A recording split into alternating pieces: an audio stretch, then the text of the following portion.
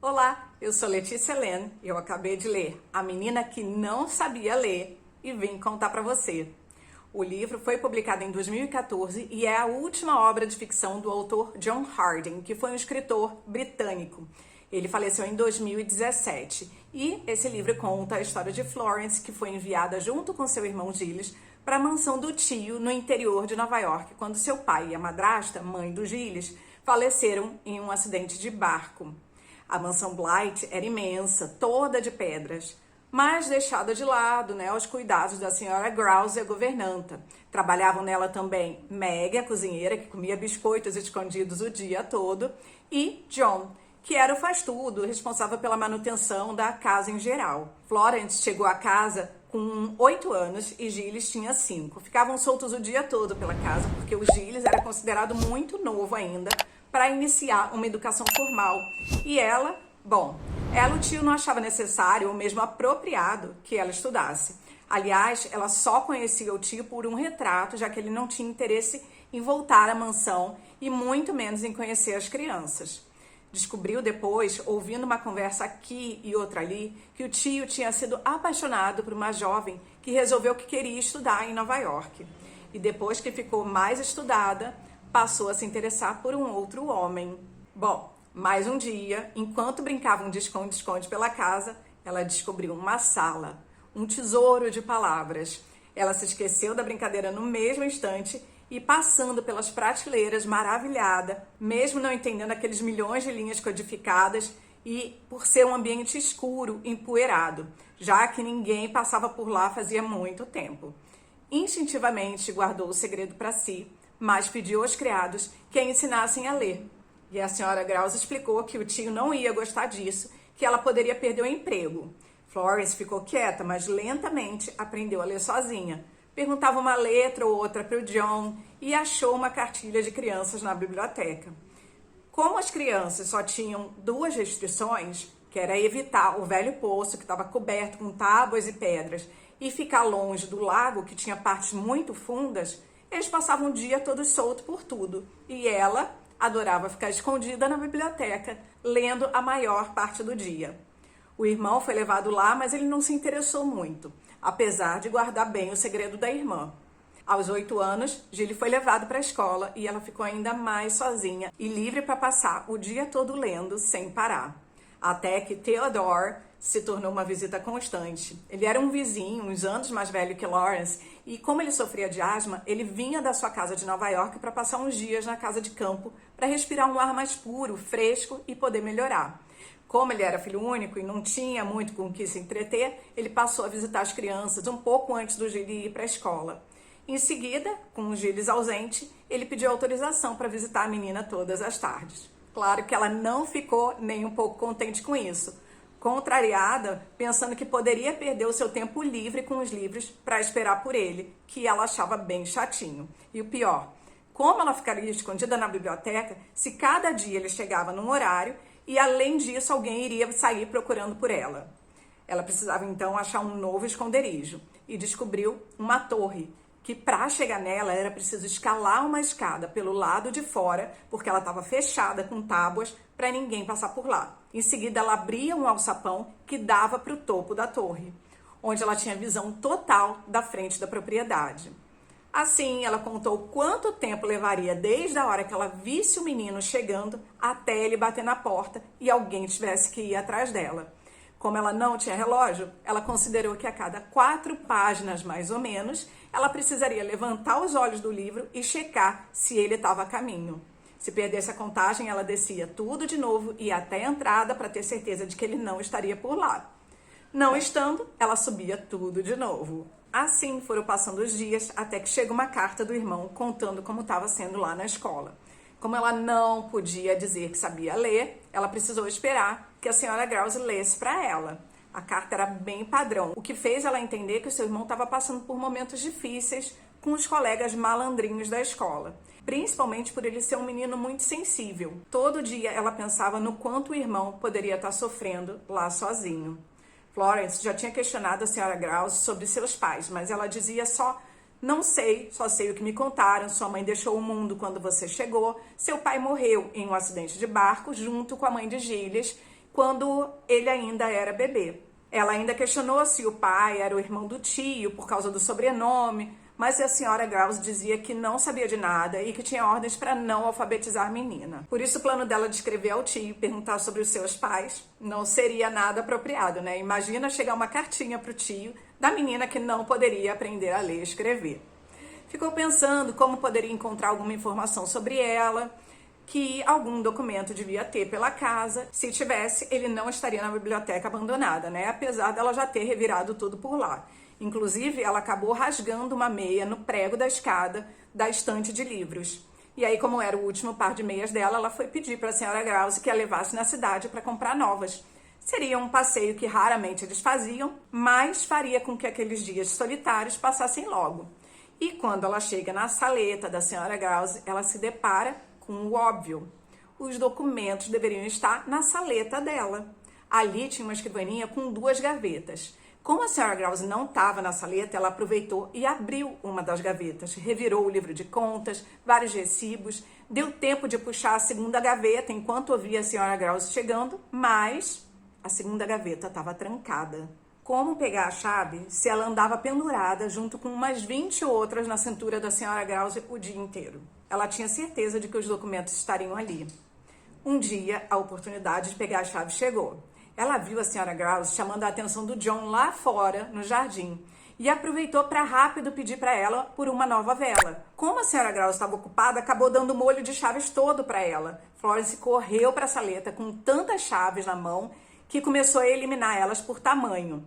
Até que na 4ª tentativa, ela conseguiu e destrancou a gaveta. Deixou a gaveta destrancada para poder abrir em uma outra hora mais tranquila. À noite, quando todos estavam dormindo, ela correu para a saleta, abriu a gaveta e tirou dela um álbum de fotografias. Na primeira página, o tio, o mesmo da pintura que ela tinha visto antes. Em seguida, a foto dele com uma mulher bonita. Depois, outra foto dele com outra mulher. Mas dessa vez ela estava com um buraco no lugar do rosto. Na outra página, de novo, a mesma mulher, sem a cabeça e segurando um bebê. Na seguinte, as mesmas pessoas e uma menina pequena, que depois de um tempo ela reconheceu como sendo ela. Não tinham mais fotos e ela deduziu que o bebê seria Gilles e a mulher, a mãe dele. Mas por que estavam com o tio? Pela postura e a pose, certamente era o marido. Mas olhando mais atentamente, percebeu que não era a mesma pessoa. Seria um irmão, um gêmeo. Então a primeira mulher era sua mãe, que morreu no parto. Com os olhos cheios de lágrima e na escuridão, arrancou a foto da mãe e levou com ela para poder ver melhor no dia seguinte. Não contou nada para o irmão quando ele voltou para casa no recesso de Natal. Como ia falar para ele que a mãe dele tinha a cabeça arrancada? O irmão também chegou com uma novidade. Tinha sido recomendado pela própria escola que estudasse em casa por ser muito frágil e imaturo para o ambiente escolar. Logo deduziram que ele estava sofrendo bullying e era mais fácil tirar ele da escola que expulsar os outros meninos encrenqueiros. Por isso, foi contratada uma tutora para dar aulas para ele na mansão, a senhora Whittaker. Segundo Lawrence, uma jovem tola que não estava nem aí para as crianças e ainda não dava uma folga para ela se esconder com seus livros. No fim, ela acabou se afogando no lago. 4 meses depois, chegou a senhora Taylor, a nova tutora, que se vestia de preto, era esquelética e tão assustadora que até as gralhas pretas vieram voar em cima da cabeça dela no instante que ela chegou. A mulher tinha um ar estranho, mas talvez um pouco familiar. À noite, Florence começou a ouvir uma música, saiu do quarto e foi seguindo o som. Vinha do quarto do irmão dela. Ela abriu a maçaneta com muito cuidado para não ser vista e lá estava a senhora Taylor cantando para o irmão dela que estava dormindo. Fazia carinho nele e ao final dizia: "Ah, meu querido, eu poderia comê-lo." Florence gelou e desmaiou. Era igualzinho nos pesadelos que ela sempre tinha, mas agora era real. Aquela mulher com certeza queria fazer mal para o irmãozinho querido dela. Como ela poderia ter sonhado com essa mulher, segurando o irmão dela e falando as mesmas coisas, se ela nem conhecia a mulher antes? Ela só sabia que precisava salvar o irmão de qualquer maldade e aquela mulher só podia estar ali para fazer um mal. Ninguém sabia quem ela era. Inclusive, ela tratava os Gilles com uma afeição que não era natural para uma tutora. enquanto desafiava Florence o tempo inteiro com indiretas e olhares fulminantes. No mesmo dia, depois do café, a senhora Taylor levou as crianças para a biblioteca. Ela tinha mandado a Mary limpar tudo, todas as vidraças e abrir as cortinas e as janelas, para que o sol entrasse por toda a biblioteca. Como Florence nunca tinha contado a ninguém que um dia já esteve na biblioteca, ficou confusa e manteve a pose de que aquilo tudo era uma novidade para ela. Pois a senhora Taylor segurou firme ela pelo pulso e disse: "Não banque a espertinha comigo, minha jovem. Dizem que você não sabe ler, mas nós duas sabemos que isso é uma bobagem. Sei que seu tio proibiu, mas isso só mostra que ele é um homem ridiculamente desatualizado. Então escute, não posso ir contra o seu tio e não quero perder meu tempo te impedindo. Por isso, sempre que estiver estudando com Gilles, você pode se sentar aqui com um livro e um bordado ao lado para o caso de alguém aparecer. E aí você vai botar o bordado em cima para disfarçar. Mas pare de se meter em assuntos que não são seus. Pare de espionar de dia ou de noite, ou todos vão descobrir o que tem por baixo do seu bordado." Apesar do tom de voz que aquela mulher tinha, Florence não pôde deixar de ficar feliz pela autorização de ler o dia inteiro sem ter que se esconder. Um dia, a senhora Taylor foi avisada de que tinha visitas. Theo e a mãe dele queriam ver as crianças e conhecer ela. Florence não deixou de perceber que ela ficou bastante nervosa e fingiu um súbito mal-estar para ir para o quarto, deixando as crianças irem sozinhas ver as visitas na saleta.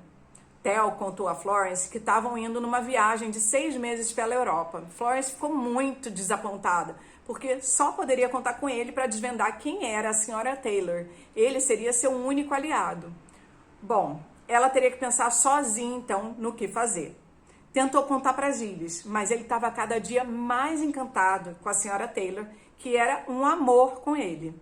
Gilles até sugeriu que ela fosse o fantasma da senhora Whittaker, porque ela agia estranho quando estava no lago onde a senhora Whittaker morreu.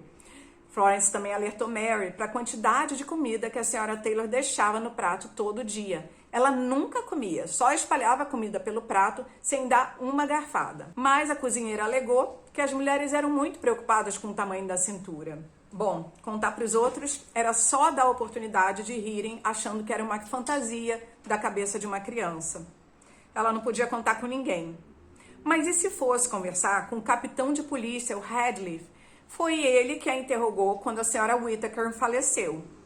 Florence não deixou de perceber o quanto ele era inteligente. Ele tinha interrogado Florence na época do falecimento e ele ficava encarando a Florence durante o interrogatório, achando o relato dela muito enrolado, um pouco confuso. Mas ela não se deixou intimidar por um rapaz como ele.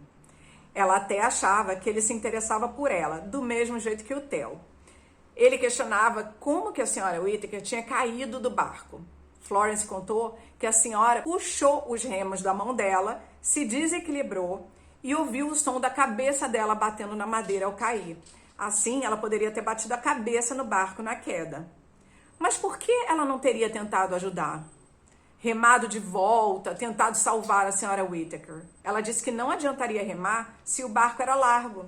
Remar com uma mão só faria o barco ficar rodando em círculos. Radcliffe, achando tudo muito estranho, perguntou se o barulho que ela ouviu era da cabeça batendo na madeira ou de madeira batendo na cabeça dela. E ela responde que não sabe, que tudo tinha acontecido muito rápido e que ela não conhecia o barulho de madeira batendo na cabeça. Bom, mas como ela iria à cidade? Pediu ao irmão que fingisse uma dor de dente. O dentista não poderia ser chamado na mansão, porque ele precisa daquela cadeira enorme para fazer um tratamento.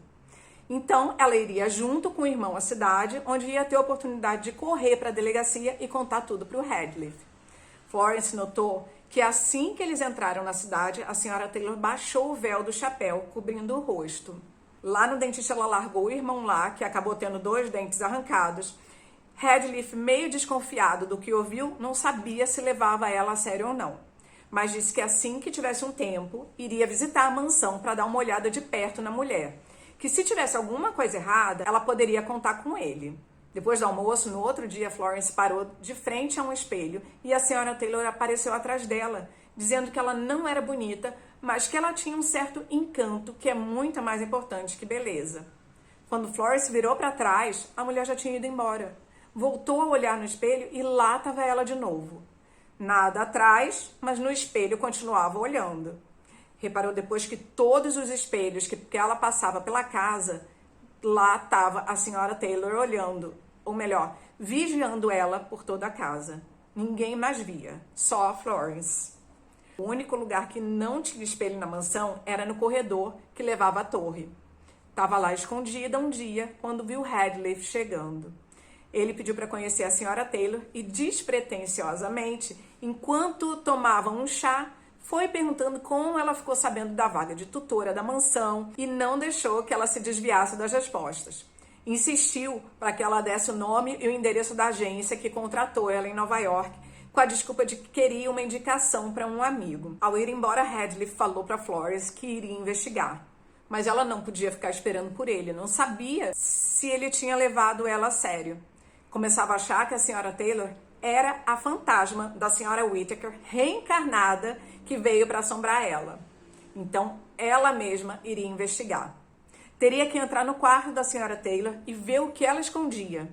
Ia aproveitar então a hora que ela estivesse cantando de madrugada para o seu irmão e levaria um manto para no escuro cobrir o espelho do quarto.